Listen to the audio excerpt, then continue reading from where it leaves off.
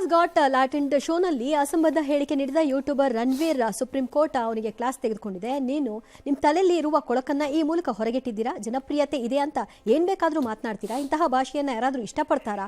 ಇಂಥವರಿಗೆ ರಕ್ಷಣೆ ಯಾಕೆ ಕೊಡಬೇಕು ಅಂತ ಸುಪ್ರೀಂ ಕೋರ್ಟ್ ಕೇಳಿದೆ. ಆದರೆ ಕೊನೆಯಲ್ಲಿ ರಣವೀರ್ಗೆ ನ್ಯಾಯಪೀಠ ರಿಲೀಫ್ ಕೊಟ್ಟಿದೆ.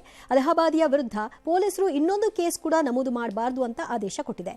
ಬಂಧನದಿಂದ ಮಧ್ಯಂತರ ರಕ್ಷಣೆಯನ್ನ ಕೊಟ್ಟಿದೆ. ಅಂದ ಹಾಗೆ ರಣವೀರ್ ಪರ ನಿವೃತ್ತ ಸಿಜಿಐ ಡಿವೈ ಚಂದ್ರಚೂಡ್ ಪುತ್ರ ಅಭಿನವ್ ಚಂದ್ರಚೂಡ್ ವಾದವನ್ನು ಮಂಡಿಸಿದರು.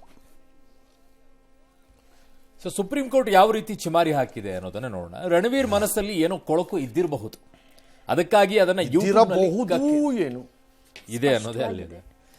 ಅದಕ್ಕಾಗಿ ಅದನ್ನು ಯೂಟ್ಯೂಬ್ ನಲ್ಲಿ ಕಕ್ಕಿದ್ದಾನೆ. ರಣವೀರ್ ಹೇಳಿರೋದು ಅಶ್ಲೀಲವಲ್ಲದೆ ಮತ್ತಿನ್ನೇನು ಅಂತ ಕೇಳಿದ್ದಾರೆ. ನೀವು ಬಳಸಿದ ಭಾಷೆ ಸಮಾಜ ನಾಚಿಕೆ ಪಡುವಂತಿದೆ. ಸುಪ್ರೀಂ ಕೋರ್ಟ್ ಇವೆಲ್ಲ ಹೇಳ್ತು ಸರಿಪ್ಪ, ಆಮೇಲೆ ಯಾಕೆ ಕೊಟ್ರಿ ರಕ್ಷಣೆ ಅವ್ರಿಗೆ?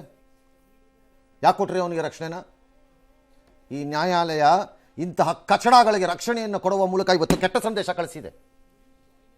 ರಕ್ಷಣೆ ಕೊಡಬಾರದು, ನ್ಯಾಯಮೂರ್ತಿಗಳಿಗೆಲ್ಲ ನಾನು ಹೇಳ್ತಿರೋದು.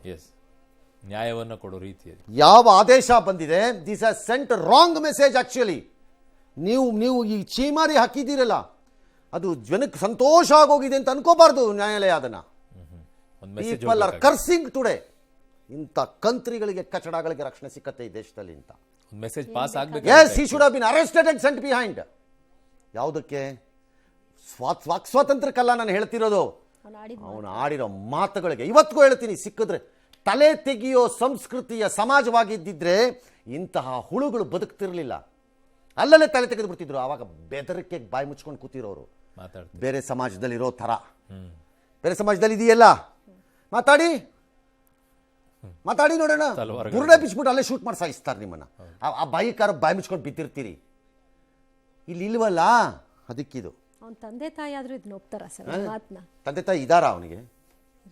ಇನ್ನೂ ಬದುಕಿದಾರ? ಹಾಗಾರ ಅವರು ಇದೆಲ್ಲ ಕೇಳಿಸ್ಕೊಂಡ್ಮೇಲೆ ಇಂಥ ಸುಪುತ್ರನನ್ನು ಹುಟ್ಟಿ ಈ ಪ್ರಪಂಚಕ್ಕೆ ದಾನವಾಗಿ ಕೊಟ್ಟಿದ್ದಕ್ಕೆ, ಅಯ್ಯೋ ಸಾರಿ, ಇದಕ್ಕೆ ಭೂಮಿ ಬಿಟ್ಟಿದ್ದಕ್ಕೆ ಕೇಳಿ ಅವನನ್ನ ಕೋತಿನ. No, this is a wrong. ಇದು ನನ್ನ ಪ್ರಕಾರದಲ್ಲಿ ಒಂದು ಕಡೆ ಚಿಮಾರಿ ಹಾಕಿದ್ದಂಥ court, why did it give ಇದು? At least it should have made him first go and appear, I say. ಆಮೇಲೆ ನೋಡೋಣ ಮಿಕ್ಕಿದ್ದನ್ನು ಹೇಳಬೇಕಾಗಿತ್ತು. ಹಿಂದೆ ಒಂದು ಪ್ರಕರಣದಲ್ಲಿ ನ್ಯಾಯಾಲಯ, ಸುಪ್ರೀಂ ಕೋರ್ಟ್, ಈಗಲ್ಲ, ಭಾಳ ಹಿಂದೆ, 6-7 ವರ್ಷದ ಹಿಂದೆ, 8-9 ವರ್ಷದ ಹಿಂದೆನೇ ಇರಬೇಕು, ವಿವಿಧ ಕಡೆಗಳಲ್ಲಿ FIR ಲಾಡ್ಜ್ ಆಗ್ತಾ ಇದೆ, ಇದು ಸರಿಯಲ್ಲ, ಒಂದು ಕಡೆಗೆ ತರಬೇಕು, ಇದಕ್ಕೆ ಒಪ್ಪಲಿಲ್ಲ ಸುಪ್ರೀಂ ಕೋರ್ಟು. ಅವತ್ತು ಚೆನ್ನಾಗಿತ್ತ ಸುಪ್ರೀಂ ಕೋರ್ಟ್ಗೆ? ಒಪ್ಪಲಿಲ್ಲ. ನಾವು ಇಂಟರ್ಫಿಯರ್ ಆಗೋಕ್ಕಾಗಲ್ಲ, FIR ಅಲ್ಲಲ್ಲೇ ಇರುತ್ತೆ ಅಂತಂದುಬಿಟ್ರಿ. ಸೆಲೆಕ್ಟಿವ್ ಔಟ್ರೇಜ್ ಆಗಬಾರ್ದು ಯಾವತ್ತೂ. ಈ ಪ್ರಕರಣದಲ್ಲಿ ನನ್ನ ಪ್ರಕಾರ ಅವನಿಗೆ ಈ ರಕ್ಷಣೆ ಸಿಕ್ಕಿದ್ದಿದ್ದು ಇಂತಹ ಕಂತ್ರಿಗಳಿಗೆ ಕೊಟ್ಟ ಲೈಸೆನ್ಸ್ ಥರ ಕಾಣಿಸ್ತಿದೆ ನನಗೆ. ಮತ್ತೆ ಬಾಯಿಗೆ ಬಂದಂಗೆ ಮಾತಾಡ್ಕೊಂಡು ಅಲ್ಲೇ ಕತ್ತರಿಸ್ಬಿಟ್ಟು ಒಳಗಾಕ್ಬೇಕಾಗಿತ್ತು ಇವನನ್ನ. ದಾರಿಗೆ ಬರ್ತಿದ್ರು ಆಗ ಎಲ್ಲರೂ. ಆಗ ಮಿಕ್ಕಿದ್ದವು ಬಾಲ ಮುದ್ರಕೊಂಡು ಬಿದ್ದಿರೋವು. ಎಸ್.